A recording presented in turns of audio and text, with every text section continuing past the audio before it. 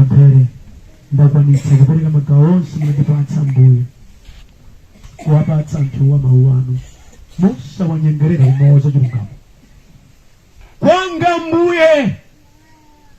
Ndamaliza kwinaku nkwanu, anthuwa ni anu, okumverani alandireni, amwano mdziwa ndinu. Wena amaganiza ngati mumaopa atu Ambuye akamanyoza za inu yeti pakamwapo mdalenga ndinu zakuti mukhoza kumata sadziwa chitani ndinu zoti adabwe ndikuwapanga handiova m'manja mwake.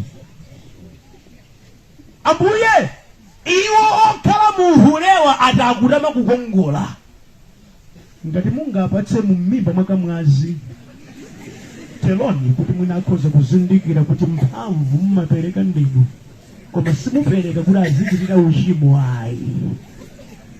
Ngatanga lapi alandireni, ngatanga kule mtima ndikuwapanga handover m'manja mwake. Awama kundasi maipo mbiri zeda Ambuye ndipo amadzigomera ati amadziwa kufusira.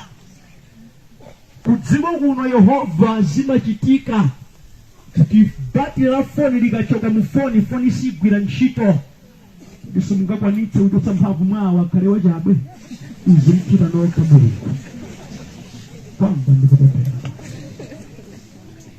Aliposovena Ambuye kambaka ndalama zimene ali nazo akuzunza wena, akusokoneza mabanja awena, banja la munthu osauka, banja la tenanti kumasokonekera chifukwa cha chimwenewa. Kodi simungakumanitsa ndi mamuna wankhanza amene akhoza kunola chigwanje nawo phunzitsa chibwana chimalanda kwanga ndikupempera ndikuwapanga handover m'manja mwake. Koma ngati wonse akumva mawu awa akhoza kulapa mtima alandireni chifukwa kumwamba kumakhala chimwemwe wonse olapa ndipo mumakondwera. Kulapa kwa chikhala chimwemwe makani awo muchitirawo ndinu achuneni monga mungathere kwanga ndapemphera. Amen.